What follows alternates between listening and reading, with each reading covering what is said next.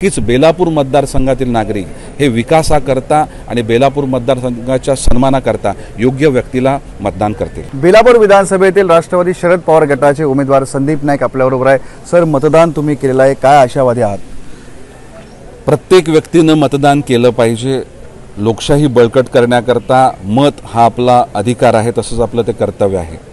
बेलापूर मतदारसंघाच्या विकासाकरता, बेलापूर मतदारसंघाच्या सन्मानाकरता बेलापूर मतदारसंघातील नागरिक यावेळेस नक्कीच परिवर्तन घडून आणतील आणि योग्य व्यक्तीला मतदान करतील। सर, काय म्हणाल, बेलापूर मतदारसंघामध्ये तिरंगी चौरंगी लढत होते, विश्वास आहे विजयाचा?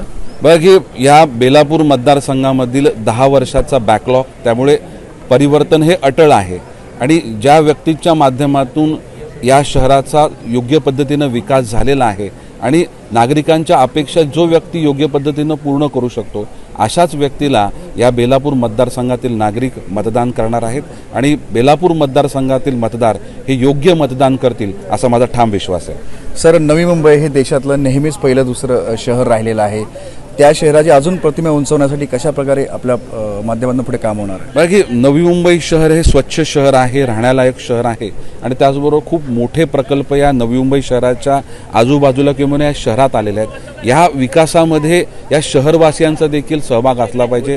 तरुणांना देखील खूप मोठ्या प्रमाणामध्ये रोजगार मिळाला पाहिजे।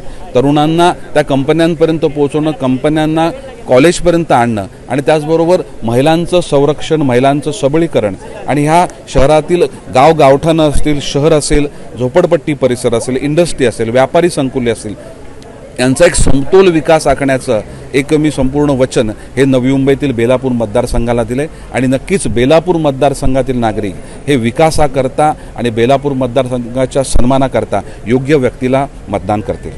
नक्कीच आपण पाहिलं की बेलापूर मतदारसंघाच्या विकासासाठीच मतदार आपल्या बाजूला उभा राहतील अशा प्रकारचा आशावाद संदीप नाईकांनी व्यक्त केला आहे। विनायक पाटील, एबीपी माझा, नवी मुंबई। एबीपी माझा, उघडा डोळे बघा नीट।